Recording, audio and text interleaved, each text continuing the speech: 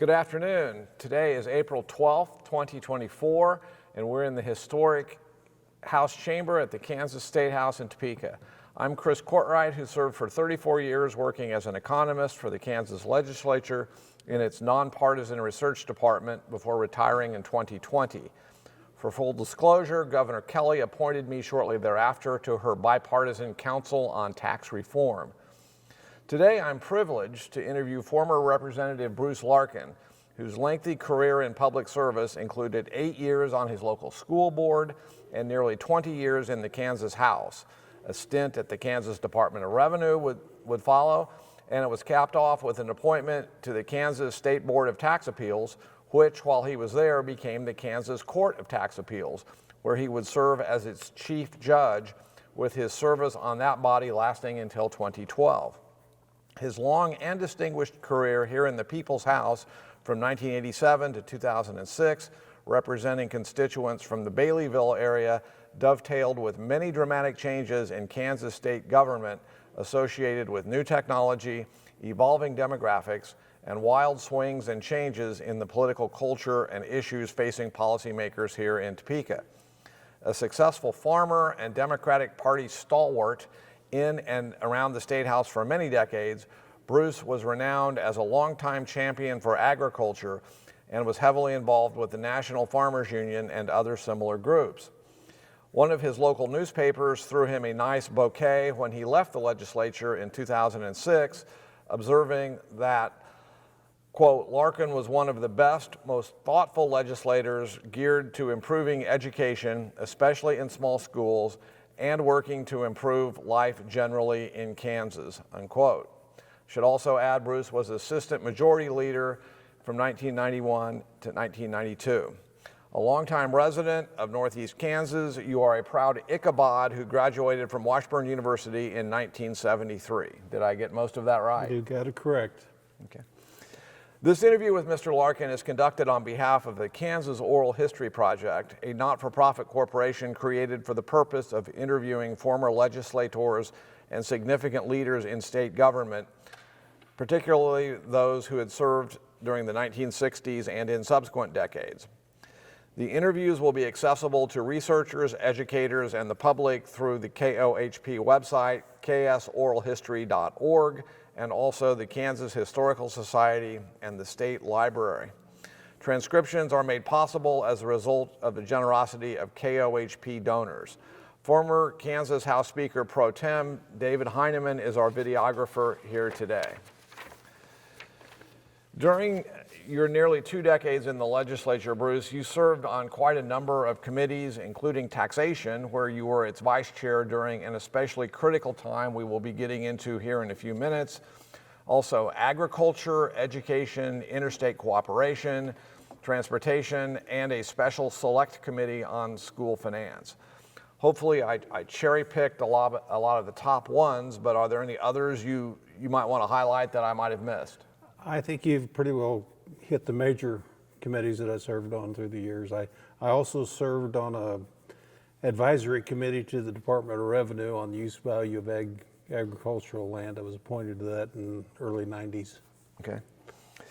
Okay, before we jump into your legislative career and committee work and big issues, let's get into some additional background.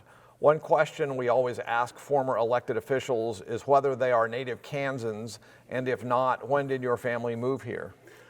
My great-grandfather purchased the farm that I still own in 1878. Okay. And we have been in that location since that time. So and most of my ancestors all came to the country back in the 1800s. Okay. I see that you were on your local school board from 1978 to 86 before you first got elected to the legislature. What was your motivation in 1978 for getting on the school board, and had you been approached by other parents or community members? I was discussing with a good friend of mine some of the issues that were going on at school, and he suggested, he said, well, why don't we both run for the school board? And I says, well, okay, let's do it. And so we put our names in. Now, to run for a school board in a community like Baileyville, where everybody knows you, you don't go campaign, you just put your name on the ballot and wait for the vote. So I served 2 terms. Okay, on the Baileyville B&B School Board. B&B School Board. Okay. It does seem that the public service bug had been in your blood then from a fairly early age. And we're, of course, now curious about the next step in 1986 when you decided to run here for the House. Can you tell us if your family had any kind of history in politics, and maybe whether you had a mentor or favorite college professor or anything who encouraged you to start down this very interesting career path? Also, if you were approached by Democratic Party officials or others in and around Baileyville who encouraged you to run, or whether you just decided on your own ticket it was time to throw your hat into the ring. Perhaps even because you were frustrated about how your schools were being funded. I guess what motivated you to jump into this particular political arena? Well, first of all, my grandfather was county commissioner in Nemaha County from 1918 to 1922, I think was the time frame. And my dad was always interested in politics and read the paper every day from front to back, and he discussed things a lot, and I always had that interest as well. What got me into politics was the agricultural depression of the early 80s, and trying to get some policy changes made to improve the situation in agriculture.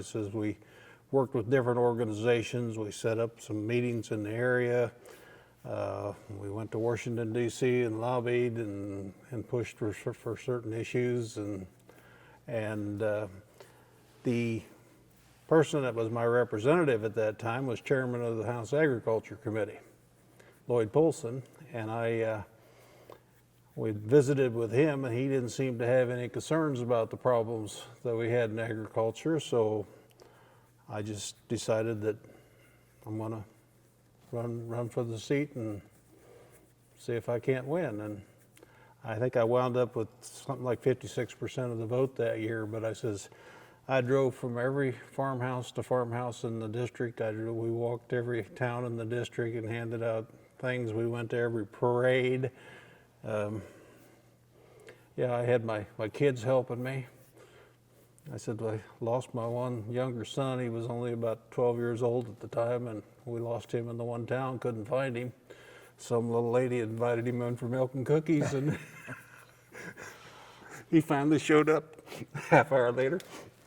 But we as a family, we pretty much campaigned the whole district that way, and and wound up winning the election in '86. So you knocked off a powerful Republican incumbent who in fact had chaired the Agriculture Committee at that time. Yeah. Okay. So agriculture obviously being a big issue, what else do you recall about that '86 campaign? Was it focused on some social issues as well as economic issues? Also, were there any debates and forums that the two of you attended? Was the campaign fought? You've mentioned the parades and going door to door, but were there radio ads, yard signs, those kinds of things? What can you tell us about what else happened in that campaign?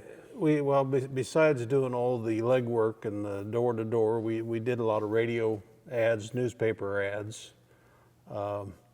We had one radio ad where my one son come on the radio and he starts saying, "Well, let me tell you about my dad." And everybody remarked about how cute the ad was. And I said,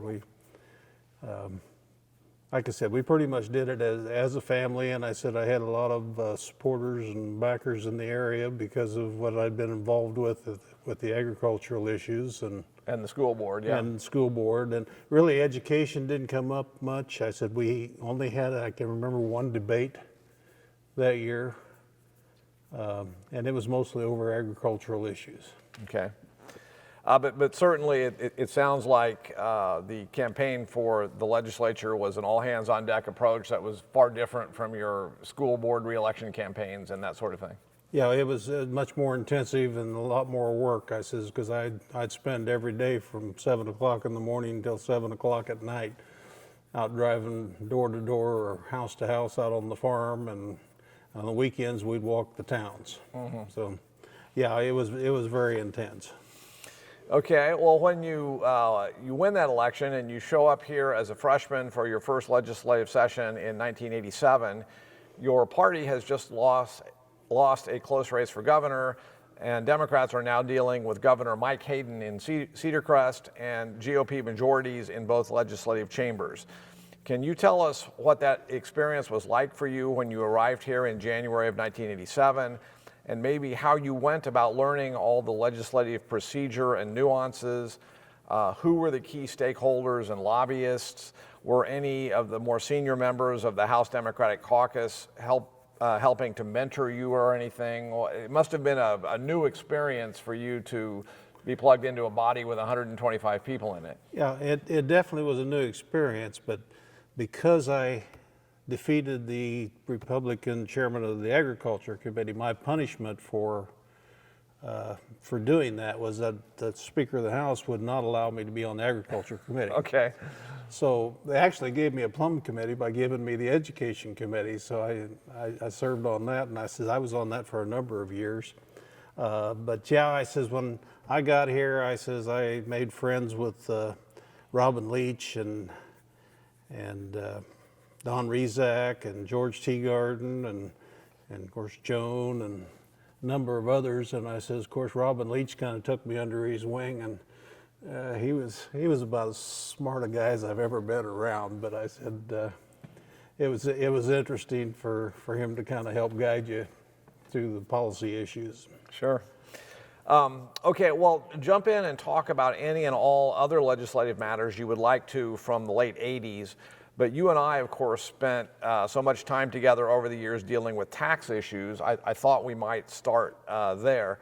A lot of the drama in the late 1980s in your early years involved a big debate about how much of the state income tax windfall attributable to enactment of the Federal Tax Reform Act of 1986 would be retained by the general fund or, in fact, be returned to Kansas taxpayers. Governor Hayden had a huge battle with his own party here in the legislature, as a number of the more conservative members accused him of lowballing the federal windfall estimate and not wanting to cut taxes as much as they had wanted. Where were the House Democrats in all of this drama? Were you and Speaker Barkas and Joan Wagnon mostly sitting on the sidelines eating popcorn and enjoying the Republican infighting, or were there specific tax cut parameters you recall pushing for from the minority side of the aisle? At that time, of course, I was still fairly new. I can't really remember there being a party position on that.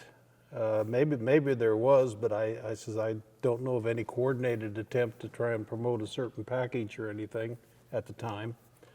It was kind of whether you were for returning the money or whatever, or against it, and I can't even remember what my position was at that time. So that's been a long time ago, Chris. I understood. Well, the history books, of course, say that maybe the dominant issue for lawmakers altogether in the late 80s and early 90s, and certainly the biggest tax issue, would have been implementation of property tax reappraisal and classification. Just to set the stage, we recall that Kansas had a badly outdated and endemically corrupt property tax valuation system that was about to be thrown out by the courts for violating the uniform and equal provision of the Kansas Constitution and likely even the Equal Protection Clause of the U.S. Constitution. A lot of values had not been updated since the 1960s. So legislators in the mid-1980s passed a mandatory statewide reappraisal that was going to update all values as of January 1st, 1989, giving the counties and the property valuation division several years to get everything up and running. Cognizant of the fact that this was going to potentially cause massive shifts between and among classes of property, lawmakers also placed on the 1986 ballot the first property tax classification amendment. That measure, which was in fact adopted by voters, amended the prior constitutional requirement that all property be assessed at 30% of its fair market value to instead bring in a number of different levels depending on the class of property, whether it be residential or commercial or ag land or oil and gas or state assessed public utilities and so forth. The classification plan was designed to minimize the tax shifts that would have otherwise occurred in 1989 on a statewide basis. But I do want to emphasize the word statewide, because of course there was no one-size-fits-all adjustment that would have been possible to head off massive tax shifts in any given county or jurisdiction, even if the shock absorber was being applied somewhat successfully on a statewide basis. So when the new system comes online in tax year 1989, there were in fact massive winners and losers relative to prior law. As with anything like this, the winners don't necessarily send anyone thank you notes, but losers tend to be enraged and energized at the ballot box. All of this long-winded history hopefully jogs your memory enough to tell us what you recall about the so-called property tax revolt and maybe the December 1989 special session, and how everyone here at the State House tried to respond. Well, I think this was probably the issue that got me most interested in the tax policy, because with the implementation and classification, it became very apparent to me from the beginning that the classification rate on commercial property was too high in comparison to other classes. Agricultural came out fairly well with the use value. Residential was in good shape, and so we began pushing for a new constitutional amendment which would change that classification rate on the commercial. And we eventually, a few years later, got that done. And I think it pretty well put things back in line. But mainly it was how it affected the small businesses in my area. Most of them were mom and pops. And I says, it just in a lot of cases doubled and tripled their property valuations. And it was difficult for them to absorb. Well, due in part to some of this political fallout and the angst, as well as potential other frustrations with Hayden, Democrats in 1990 take control of the House, albeit with a slim margin for the first time since the mid-'70s. Democratic Governor Joan Finney, a self-described populist and a bit of a political outsider, is elected, at least in part because both of her predecessors, Governors Carlin and Hayden, had been blamed for the property tax reappraisal and classification upheavals we just discussed. Before we get into what it was like serving in the majority, and as we've noted, you were in fact assistant majority leader, can you tell us what your reaction and your caucus's reaction was a day or two after the 1990 election, when it became clear this kind of tectonic political shift had occurred? Others have told us they thought that most House Democrats never really saw all of this coming. I don't think we probably were prepared for it, but I said we kind of scrambled and got ourselves into position, and we elected new leadership, and actually we thought things went fairly smoothly with the leadership that we had, and even though we had a slim majority. Another issue I wanted to bring up, prior to the 1990 session, Mike Hayden had a special session that he called for highway improvement. 1987, yes, sir. And there was a whole group of Democrats that met at Joan Wagnon's house one night, and we were having a good time discussing issues and discussing the highway program and how it was raising every tax under the sun, and we started writing songs. And we put together a number of songs based off of, well, like Three Blind Mice, Tax Hike Mike, Never Met a Tax, He Didn't Like to Hike, the Beverly Hillbillies. Come and let me tell you a story about a man named Mike, never met a tax that he didn't like to hike. Okay. And we actually, I don't know, we come up with like 5 or 6 of them. I mean, John Solbach and Anthony Hensley and Joan and I and Kathleen, we were all there, and I said we were contributing to this. And somehow or another, the Democratic Party got a hold of it and made it into a songbook. Anyway, I've got a file someplace at home that still has all that stuff in it. So anyway, that was kind of a interesting, funny time that we had, just having some fun, getting together, and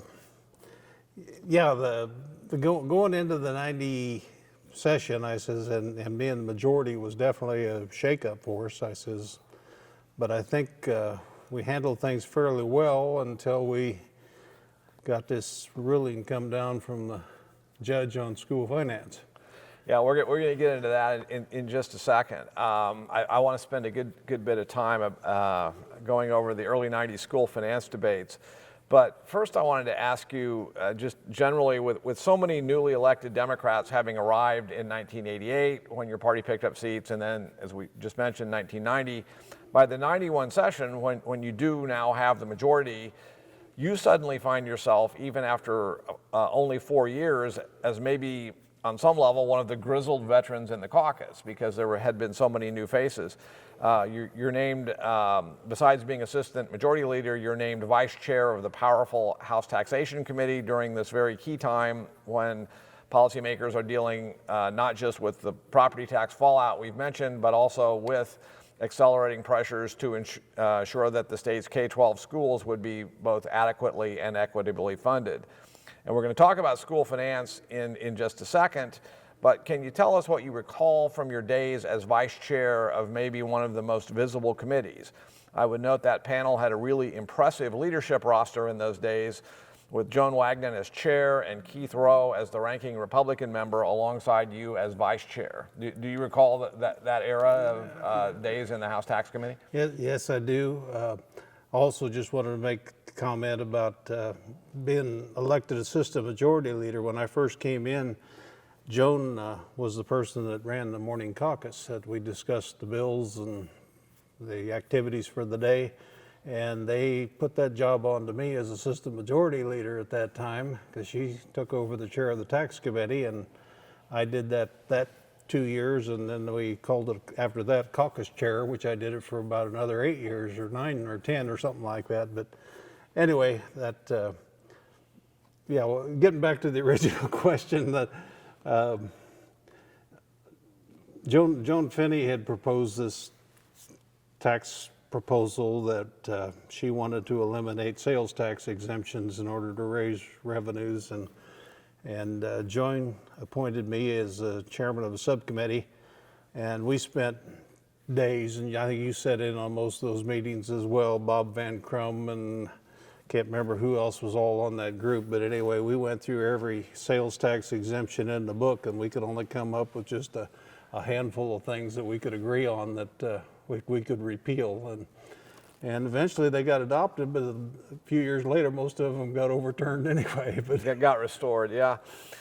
Okay, before we dive into the K-12 weeds, let's do a biopic prominent person question. I have always thought Governor Finney was such an interesting figure politically, because sometimes it seemed like she was from a third party, at least from the standpoint that she was not at all shy about clashing with legislative Democrats on occasion any more than she was with legislative Republicans. Can you talk about your own personal interactions with her as well as those in her administration, and how would you characterize her relationship with the House Democratic Caucus as well as the full legislature? Do you have any funny or fascinating stories about her to tell?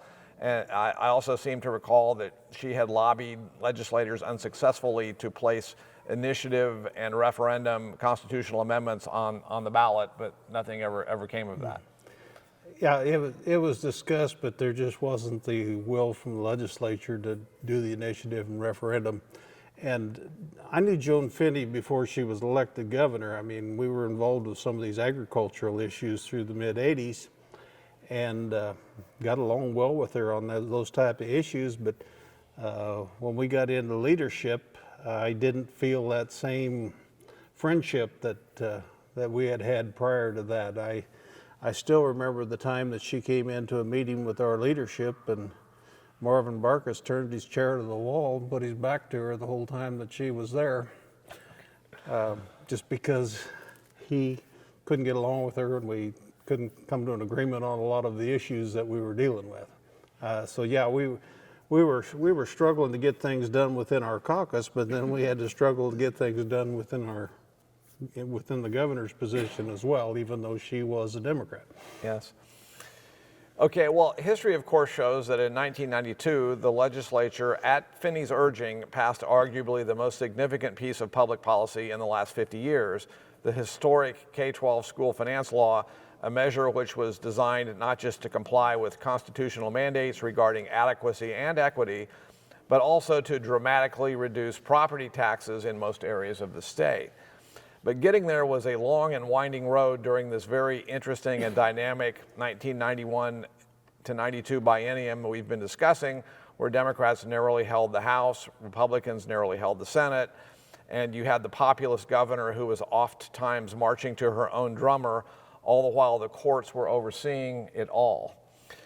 In fact, the legislature sought to pass a modest tax increase with additional K-12 earmarks in 1991, but that measure was not enough of a rewrite of the entire funding system for Governor Finney, who vetoed it, and that really set the stage for the drama of the far more major legislation in 1992.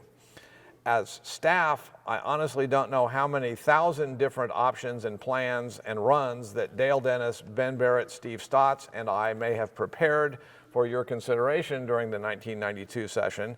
But as you will remember, there were more than a few late nights in this building. Please tell us what you recall, including anything I may have gotten wrong or may have overlooked. Well, having been in leadership, and on the tax committee and education committee both, I was involved with all sides of this issue.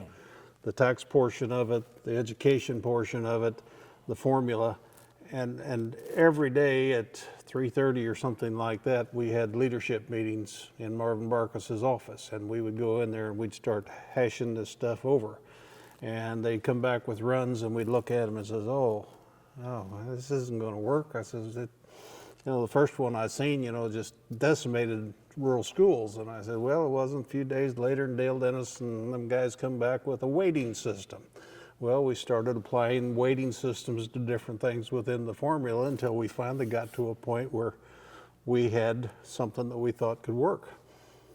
And it took a long time. There was a lot of meetings on that, and I said, like you said, you'd done probably hundreds of different runs on tax policy issues that went into that, and then the mix of taxes that went into it, and the fact that we were limited on how much sales tax because Governor Finney wouldn't sign it if it was above a certain threshold.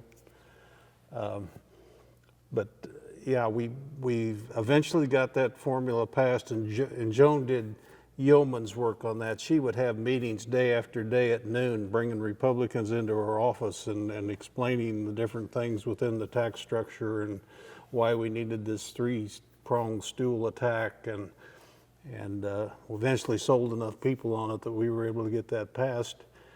And yes, we had to go back in and revisit it in 2005 because the legislature didn't follow through with the court's directive. And we had to make corrections again. But that formula is still in place yet today. Mm-hmm. And I said, it's survived a long time, it's been very successful. Well, as we have discussed, the governor felt she had a mandate to roll back property taxes given the results of the 1990 election. So the way the final version of the 92 school finance law came out was that there were sales and income tax increases enacted to pump that new money back through the new K-12 funding formula and decrease property taxes in most areas of the state. In 1991, school district general fund mill levies ranged from 9 to 98 mills. Under the new law in 1992, all of that was replaced with a single mandatory statewide levy of 32 mills. So for the vast majority of school districts, I think it was some 290 of the then 303 districts, there were property tax cuts that were in some cases huge. But on the sales tax component you just mentioned, Finney had insisted the rate could not be raised beyond a certain level. And if memory serves, it went from 4.25 to 4.9 in that 1992 law. But she wanted additional sales tax revenues that were going to have to come from base expansion, basically, as you noted, repealing exemptions. And you talked a little about this when you chaired the subcommittee. We both know how well defended many of those exemptions are by our friends in the lobbyist community. And you, in fact, were up to your neck in controversy chairing that subcommittee, trying to figure out which ones may not be as well justified as some of the others. Is that sort of a fair description of? That's correct. And in order to come up with something that we had a consensus on, I mean, you could get people on both sides of the issue to agree to. Like I said, we came up with 4 or 5 sales tax exemptions that we could agree to repeal, and that was what we went with because there just wasn't the possibility of getting anything else through. More than those, okay. All right, staying in the early 90s, we recall that during the 1992 election, even though Democrat Bill Clinton is elected president, Republicans locally did take the Kansas House chamber back by a few seats, moving you back to the minority side of the aisle starting in 1993. During that 93-94 biennium, Joan and Keith switched seats as chair and ranking member of House Tax, but many of the same familiar faces were still around. And I think we should note that you had served during the entire 1987 to 94 period with one of those familiar faces, future Governor Kathleen Sebelius, before she ran for insurance commissioner in 1994. What are your recollections of her as a lawmaker? Did you know she had a bright political future? I always thought she did. In fact, I sat by her for 4 years, I believe, here on the House floor. There was 3 desks here at that time. Anyway, I sat in the middle, Delbert Gross here, and Kathleen was on the other side of me, and I says, I says, she was very knowledgeable, very bright. Of course, she'd been a lobbyist before she came into the legislature. And she also had a last name of Sebelius, which statewide, especially in 1st District, had a lot of resonance with people in that area. And I always thought that she could win a statewide race, and she did. Not only for insurance commissioner, but for governor as well. Governor twice, yeah. Okay, well, let's get into the ascendancy of the conservatives in the mid-90s, when we will recall that Tim Schallenberger became speaker in 1995. That starts with the 1994 election, which was a wipeout pretty much up and down the ballot for your party. Governor Finney had decided not to run again, and Kansas Secretary of State Bill Graves, a Republican, was elected after defeating Democratic Congressman Jim Slattery in the gubernatorial race. Graves was a moderate Republican, but a great many Republicans elected to the House that year in particular turned out to be more conservative than their new governor. So starting in 95, all of this set up an interesting new dynamic for a number of years where there were internal disagreements within the increasingly dominant Republican legislative majority, excuse me, with Democrats on occasion being able to work more closely with Graves and at least some of the people in the GOP. During this period, the state and national economies for much of the mid through late 90s were both doing quite well, and tax collections were strong, as you may recall. Tax relief was therefore a priority for policymakers, especially for many of the conservative Republicans. In your universe, what had happened was that many moderate Republicans like David Atkins and Kent Glasscock were removed from the tax committee by Schallenberger, and the panel in 1995 was suddenly being chaired by young Phil 2L Klein, who had never served a day on it before. The vice chair, Clay Arend, was just a freshman, I think. You were still there as the ranking Democrat with all of the institutional knowledge. Can you tell us what that was like for you, dealing with this very conservative and very new group of Republicans who were suddenly feeling their oats, but had only very limited experience on tax policy? First of all, let me say, I like Phil Klein as a person. Him and I are diametrically opposed on most issues, but we got along. And I says, and I would fight him on a lot of stuff, and of course, he was going to take his position. Yeah, I remember a number of the new people coming into the committee that year, and we'd have a tax bill that we were talking about cutting taxes on something, and they'd make this argument that, well, we just need this dynamic scoring, and if you cut taxes here, it's going to flood the treasury with more money than you ever lose. And I said, well, if that's the case, let's just go to zero. And I said, we'll have more money than we know what to do with. But anyway, we heard that argument a lot. And I says, I says, we disagreed on most everything when it comes to tax policy, but I says, we got along personally. And that's different than what we see with a lot of the legislators that we have today. They can't get along personally. There's another issue I wanted to go back to from about 1992. I talked to you that I was appointed to a special select committee or advisory committee to the Department of Revenue. And I can't remember what the issue that came up, but there was anyway a challenge to the use value formula. And Department of Revenue had a gentleman over there, I think his name was Bob Walters, that put the entire agricultural use value system in place. I mean, he traveled the state, he gathered all the information, had it all in books and papers, and I think he retired somewhere in about 1990, and somehow or another, all that information disappeared. And we had nothing to back up what the ag values were based on. And so they set up this committee, an advisory group, and I said, we met monthly for a couple years with Barry Flinchball and different people from Kansas State, and we recreated all the information that went into the agricultural use value formula at the time. But then there was another issue that came up because the agricultural use value formula is based on a multi-year average of prices and yields and expenses with a 2-year data lag. Any data that went into the formula is 2 years behind schedule.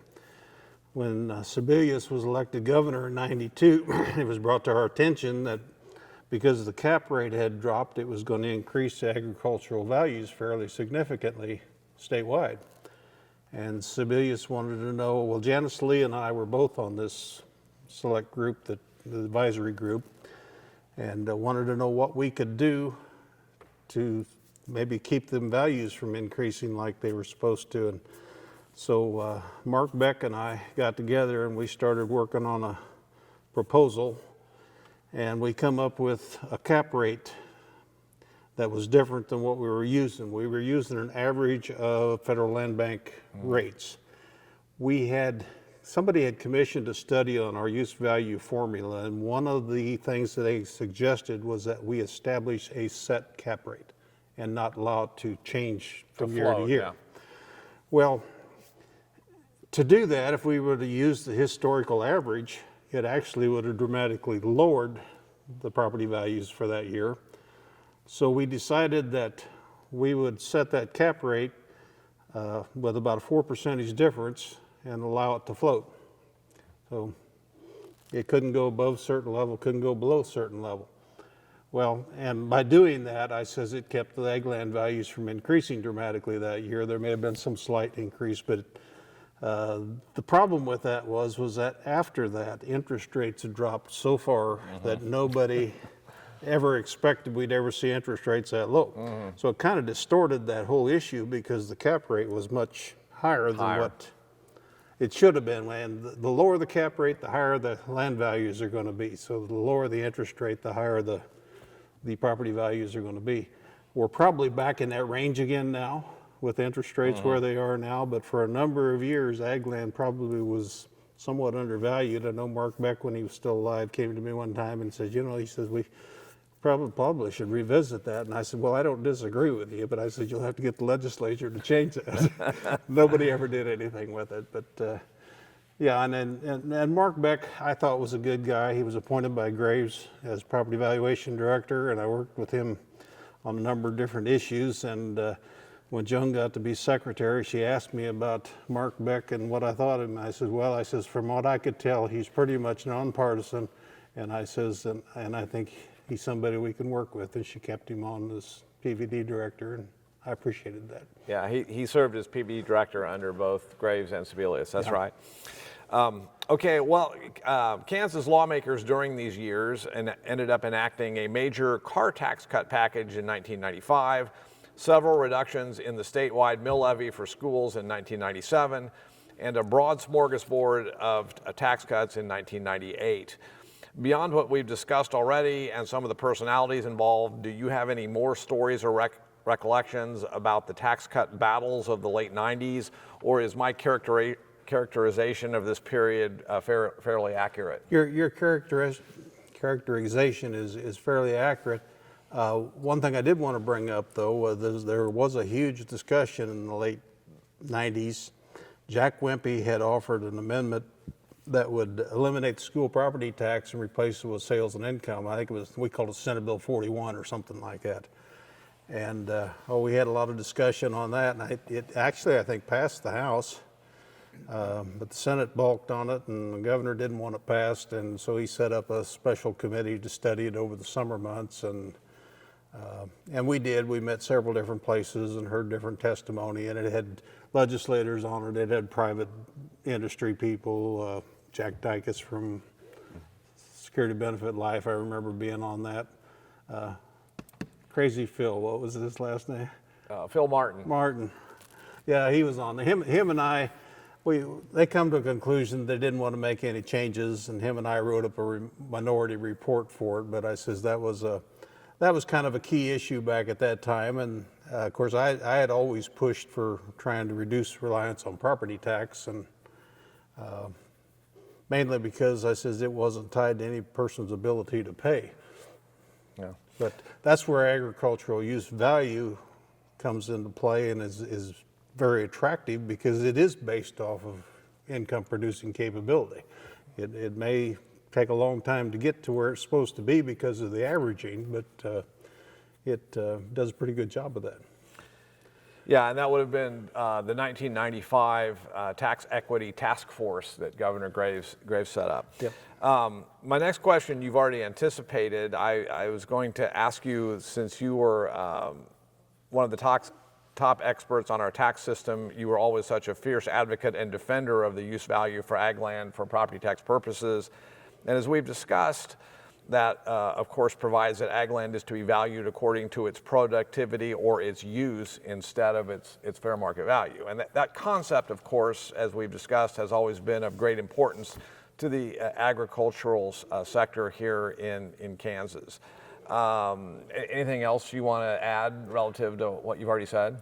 Oh, I think I've discussed it pretty well. I think that formula is working pretty well at this point because the interest rates have gotten back within range where they're more reflective of values.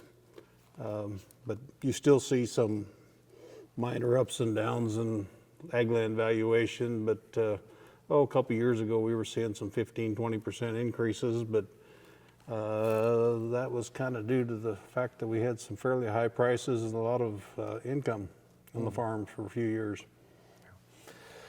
We should note that you also had future U.S. Senator Jerry Moran working just across the rotunda over in the state Senate until he first got elected to Congress in 1996. Different parties and different legislative chambers, but did you have many interactions with Jerry when he was here, and were you at all surprised when he ran for Congress? No, I wasn't surprised when he ran for Congress, and I always thought Jerry was a common sense, respectable guy. And of course, Delbert Gross used to sit here and he used to tell me what a good guy Jerry Moran was. And I got along with Jerry. I even would call him up a few times after he got elected and discuss some issues. The only comment I'll make is that I've been just a little disappointed in the last few years in the position he's taken on some of the things in the Senate, and I won't go any further than that. Okay, fair enough. Okay, let the record show that your legislative career also overlapped with future governors Mark Parkinson and Laura Kelly. Similar question, do you have any amusing anecdotes or recollections about them or how effective they seemed to be when they were legislators? Of course, Mark Parkinson came in after I left. Okay. So I knew Mark. I mean, he was in the legislature when I was here. Right, he was governor after you left, but he was in the Senate when you were still here in the House. But I really never had much to do with Mark, so I can't really say much about him. I remember Laura Kelly serving as the ranking minority member of the Appropriations Committee on the Senate, and how she pretty much was on top of everything over there when it come to the appropriations, and didn't have a lot of issues with her because my issues were tax and education and agriculture. And she was the budget guru in the Senate, yeah. Moving on. But I also knew she was very bright, knew what she was doing. Moving along on our timeline into the new millennium, we of course recall that the crippling impact of the 9/11 terrorist attacks and subsequent recession quickly became apparent for the state's economy and tax collections. At the very least, the salad days of the late 90s, just a few years earlier, must have seemed a distant memory. If I recall, lawmakers in 2002 had to enact both painful budget cuts as well as a tax increase just to keep the general fund out of the red ink for fiscal 2003. Anything of note about getting a multi-pronged tax hike and budget cuts across the finish line in 2002?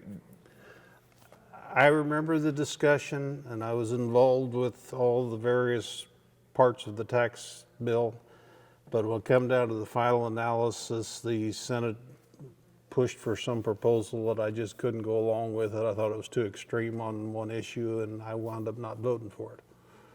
But it had the votes to pass. I wasn't arguing against the bill. It's just there was certain things that I disagreed with and couldn't vote for it. But, it was something we knew it had to be done.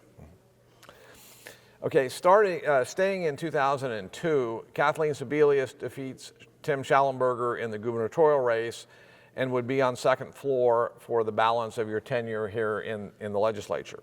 Once she was sworn in 2003, I am assuming the access that you and others in the House Democratic Caucus may have had to the administrative branch of government and its thought process may be changed somewhat relative to how it had been under Graves. I know that your former colleague, Joan Wagnon, was quickly installed as Governor Sebelius' Secretary of Revenue. Tell us anything worth mentioning during the 2003 to 2005 period, which would be your final years serving here in the chamber. I know there was a somewhat dramatic, if brief, special session during the summer of 2005, you already mentioned, to again shore up the state's K-12 school finance. Well, I'm thinking,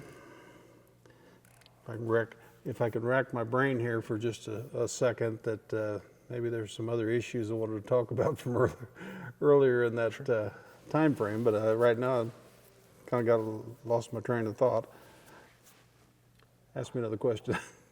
Well, one very important piece of legislation that was enacted some 20 years ago involved the multi-state streamlined sales tax agreement. Do you have any interesting stories about getting that legislation across the finish line? Very interesting story on that. Department of Revenue had been promoting this issue, and they went to the Senate and got the Senate to pass the bill. And so they was sitting in the House committee, and I can't remember why we didn't take it up, but when we got to conference committee, we had told them that, well, we'll just agree to their position on this bill. And the Senate conferee says, well, no, we're not going to do that. And we had come to find out that Senate President made a promise to some lobbyists that he'd make sure that bill never seen the light of day. Well, we got into a fight at the end of the session, and Senate President had kind of kept us here an extra 2-3 days over some minor issue. I think it was on school finance, and everybody was upset with him. And so a group of Democrat and Republican leaders, Doug Mays was speaker, and I said we met in his office, and we were trying to come up with, well, what can we do to get to Dave Kerr? And we kind of racking our brains, and I says, well, now wait a minute. I says, that sales tax bill that was going to tax or cause Amazon to be taxed, I says, was the Senate bill. I says, all we have to do is pull it from committee, pass it out of here, and it'll go directly to the governor for her signature, and there's nothing they can do to stop it. All right, we're going to do that. I think John Edmonds, if I remember right, even made the comments, this is the stick at the Dave Kerr bill. And so we passed that bill, and I says, and yeah, it caused a little upheaval on the other side, but we got a little revenge. This was the 03, 4, and 5 era when Sebelius is here on second floor and Joan is over at Revenue, and your final sessions here in the legislature. Anything you recall about some of those years? Well, we had a good working relationship with Kathleen. Oh, but I wanted to go back to a time frame back when Schallenberger was speaker. This would have been the late 90s. And I think it was a tax bill that we were working on, and we were working with Kent Glasscock and the moderate Republicans to come up with a proposal we could agree to. And we had basically come to an agreement on a certain tax package that I think we put into another shell bill or something that came to the floor. And everybody in our caucus had been told this was the package deal. This is what we were working with the moderators was.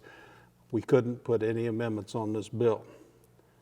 And we were working that bill and everything was going smoothly, and we were this close to basically forming a coalition government here in the House with maybe joint leadership from Republican and Democrat both. And it fell apart when somebody came down with an amendment to put the $10,000 exemption on property tax for school. And we had 3 of our members bailed, and it went on, and the whole coalition fell apart. And not only did we not, I mean, from every year that I was here when Graves was in office, we basically controlled the major issues that went through the House through the coalition. But after that, we were out in left field. I mean, nobody would work with us because they couldn't trust us because we couldn't follow through with the promise that, you know, there'd be no amendments that went on this bill. So it was over. I says, after that, yeah, we may as well not have been here. But you're saying had that not have happened, there might actually have been a shakeup in the leadership of the House. There might have been a real shakeup in state government in general, because I think we could have had joint leadership from both parties.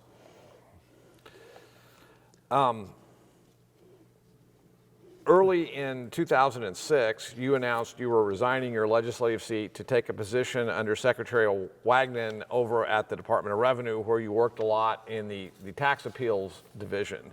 That turned out to be some especially relevant service for you, given that about a year or so later in 2007, you would be appointed by Governor Sebelius to the State Board of Tax Appeals. Was all of this something that the 2 or 3 of you had cooked up, go to Revenue for a year, learn about the tax appeal system, and then get on BOTA? Or it was something that had been discussed, and the BOTA position, you had to meet certain qualifications for each one of the positions that came open. So, yeah, that was the goal, was the position with BOTA. But I had to wait until that position came open in order to be filled, because in one case, one of them had to be an accountant, and one of them had to be a lawyer, and the other one was more at large. It was more the at large position that I got at the time. And yeah, and Joan decided that it would be good for me to oversee the tax appeals division of the Department of Revenue to get some handle on how tax appeals worked. And while I was there, I got a bill pushed through the legislature to change the way tax appeals were filed through the Department of Revenue, and made some lobbyists and some other people mad. But okay. Because I know at the time, after I got after the governor appointed me, before I was confirmed, I had the State Chamber of Commerce and a major lawyer out of Wichita that were fighting against me getting on the board. But well, about a year or so after you get appointed to BOTA, the Board of Tax Appeals, the legislature in 2008 finally passes a major overhaul regarding your new location in state government that they had been batting around since the 1990s, transforming it into the State Court of Tax Appeals, an actual tax tribunal of sorts, where you would go on to become its chief judge. Do you recall anything about why they wanted to change BOTA to COTA? And this is something I'm especially curious about, since policymakers maybe 8 or 10 years ago undid all of that, and we now in fact have BOTA again. From the people that I was involved with, I mean, I wasn't involved with the legislation that changed that, but I know that their goal was to try to make it a more professional board, with attorneys and lawyers and judges, and anyway, by basically making us judges. Now, I was grandfathered in because I didn't meet some of them qualifications, but yeah, that was their goal, was to make it more professional, so that, you know, the decisions that were made would stand up better. down the line in court. And we, when they made us a court, we tried to operate as a court. And I said we went by the Code of Judicial Conduct, so we did everything that a court would do in that realm. Well, you served on the body through 2012 while it was still COTA. And I know not just the judicial ethics that you just mentioned, but you've told me that you and fellow members got into the spirit of things by actually wearing judicial robes during hearings. We did. Can you tell us what it was like dealing with so many tax appeals during your 5 years on the board and the court? I'm guessing that the majority of cases always involve property tax valuation appeals. Any funny stories you can tell us about your days conducting these hearings? I know that you would travel around the state and did not always make people come to Topeka. Is that correct? That was correct initially. And then because of budget cuts, we were forced to gradually just keep reducing the travel. We eliminated the travel altogether. Then we also had to put a fee on anybody that wanted to appeal. Well, most of the residential cases were not major cases, and so most of the people weren't going to pay a $25 fee to file with the Court of Tax Appeals on their property tax valuations. But so that changed over time, and the number of property valuation cases that we got, especially residential, dropped dramatically. But yeah, during the initial few years, I said, yeah, we would travel to Wichita, we'd go to Leavenworth, Kansas City, Johnson County. Of course, we had hearings here in Topeka, and I says, and we'd once in a while even and show up out of Dodge City. But the most interesting case that I was ever involved in was in Wyandotte County. And this little old gray-haired lady comes before us, and she was furious because she had a rental house that was right next to the house where she lived in. And her daughter had lived there for a while, but she had moved overseas for some work. And it was only like 3 foot apart from her house and this rental house.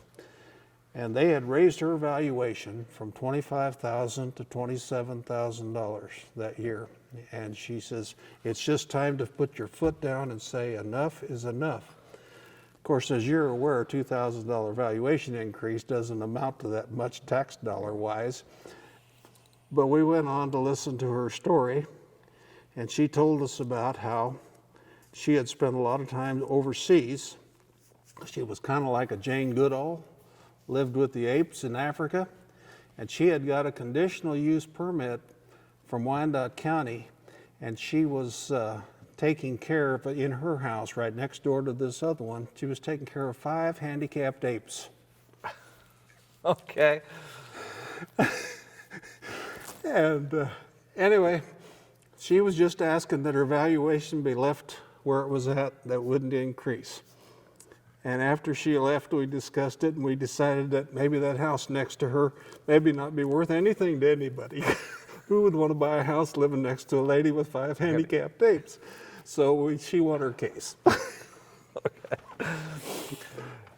That was probably the most interesting or the funniest one that I was involved in over the years. I said, yeah, we had a lot of major cases that, you know, a lot of times would get appealed on to district court or higher levels, but I said. Did you have, when aggrieved taxpayers would come in particularly upset over valuation increases and whatnot, did you have people berate you? I mean, what were most of these hearings like? I'm sure some of that must have been pretty interesting. Well, a lot of them were interesting. You know, people were just complaining about, you know, well, our valuations went up and we can't understand why. Most of them were what you would call unprofessional when they came. You know, they really didn't have any documentation or information to prove, you know, why things had happened. They just make their case, and I think it was just something to get it off their chest. So no, we never really. Another interesting case we had was out of Johnson County, was in the Mission Hills area, where this guy was determined that his house was worth nothing, and he had done nothing to fix it up. I mean, you could tell where the roof was leaking and the ceilings were falling down. He had taken pictures of all this. The only problem was people were buying houses like his, tearing them down, and paying more for the lot than what he was appraised at. And so consequently, you couldn't give him any relief because just the land underneath of his zero value house was worth more than what his appraisal value was. So yeah, it was interesting. He came in every year. But he couldn't understand that because his house was run down, that his valuation wasn't dropping. I said, it had nothing to do with his house, it had to do with his land.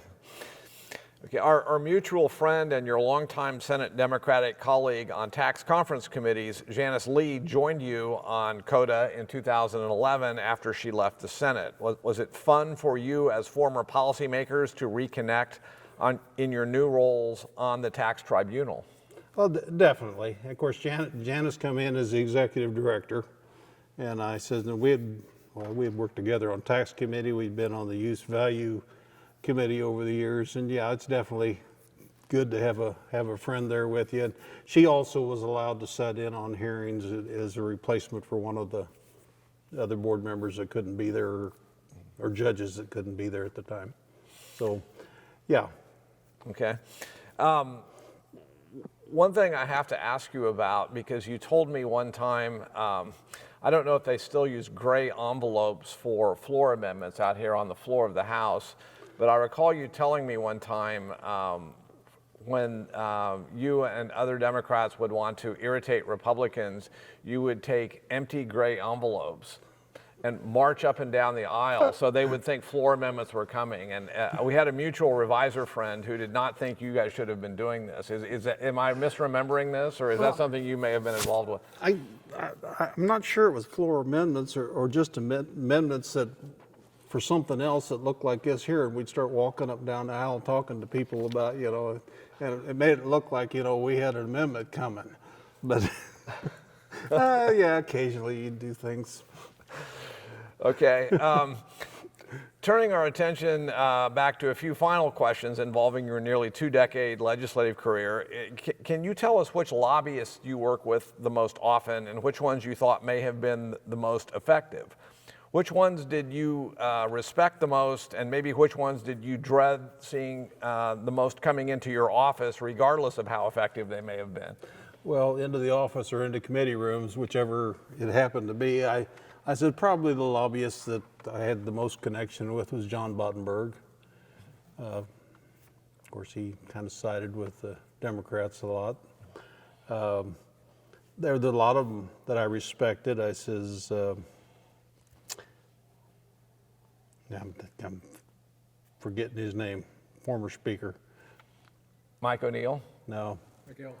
McGill. Pete McGill. Oh, Pete McGill, okay. Pete McGill. I always liked Pete, Linda. They had a lot of events at their house, and and a lot of discussions with them. Don Peterson, Tom Tunnell, what was the transportation? Whitaker? Trucker, Whitaker, yeah. I mean, yeah, these were all professional people. You had a good report, and there's a lot more that I'm not even thinking of. I didn't have a whole lot of use for Peter John. What was his first name yet? Carl Peter John. Carl Peter John. I didn't get along very well with the State Chamber of Commerce lobbyist. But for the most part, I says most of them were, even people that I may have disagreed with didn't mean that I couldn't get along with them. I said Jim Allen, after he quit the legislature, I never got along with him on issues here, but got along with him fine when he was a lobbyist. So yeah, there's a lot of good people, and then there's some that are a little on the shady side that you just have to be aware and be careful what's being said and how it's been accepted. Yeah. Okay, same sort of question for state officials. You worked with so many different secretaries of revenue, transportation, SRS, and agriculture over the years. Any particular memories regarding those relationships or of working with their staffs? Well, I had a good working relationship with the Secretary of Revenue from 2002 to 2008. Yeah, I can't remember the name of the guy that was secretary under Mike Hayden for transportation. Horace Edwards? Because we did tried to do a major transportation bill at that time, but anyway, I liked him. I mean, he was a straight shooter and good to work with, and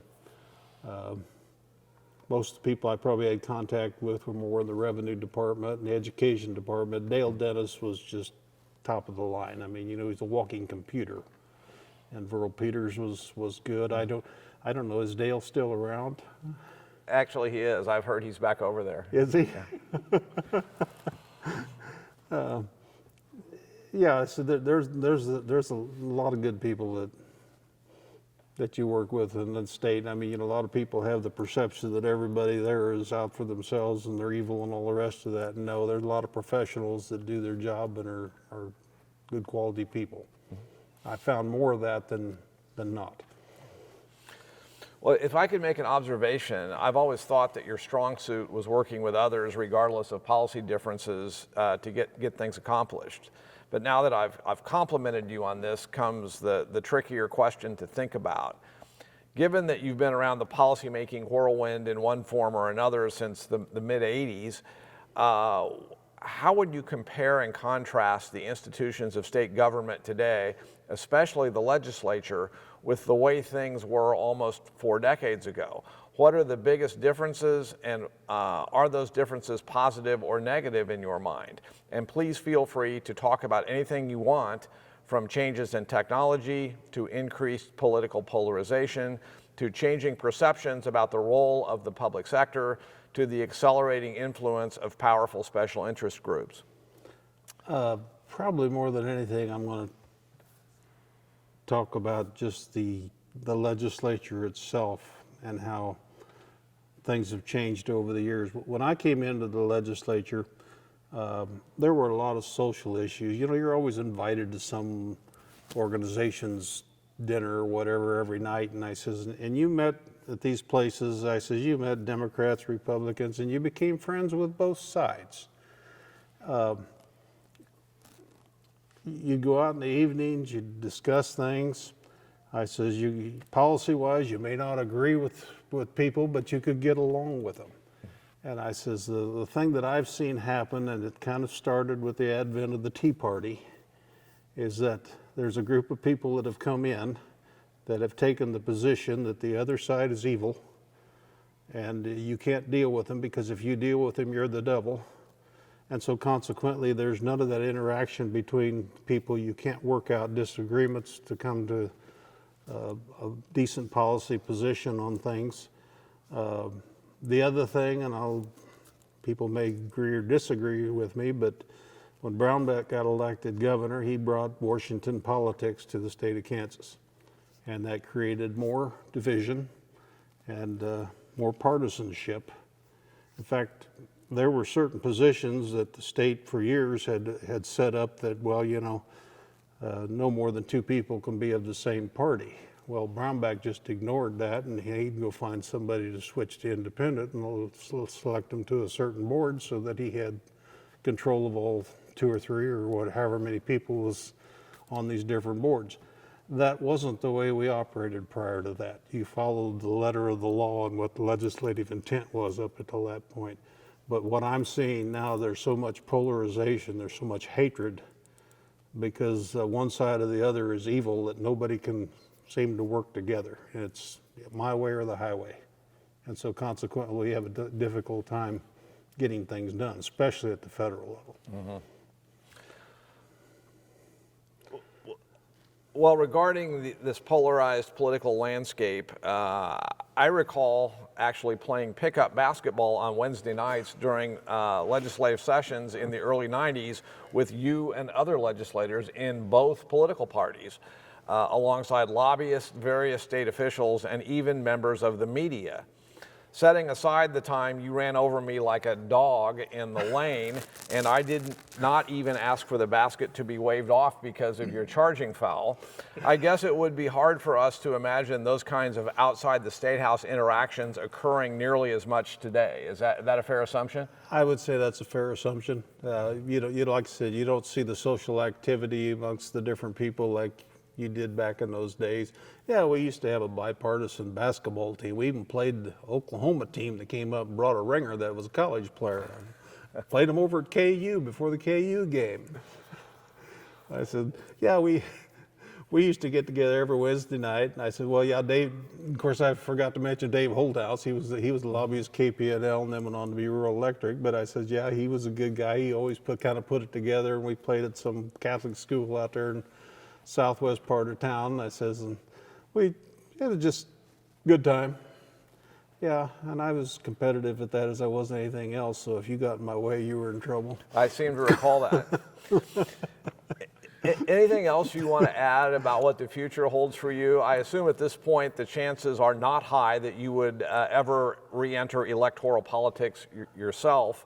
But do you maybe plan to campaign for Democrats up and down the ballot this fall, or are you glad a lot of that stuff is sort of in the rearview mirror at this point? I still try to help out with certain campaigns in the area. I don't get that terrible involved. I don't have any intention of running for any position in the future at this point. I'm getting to that stage where I kind of enjoyed my quiet time, enjoy my family and my kids and grandkids and great-grandkids, and just taking it easy. Understood. Well, listen, thank you so much for your time today. Well, thank you. I appreciate it.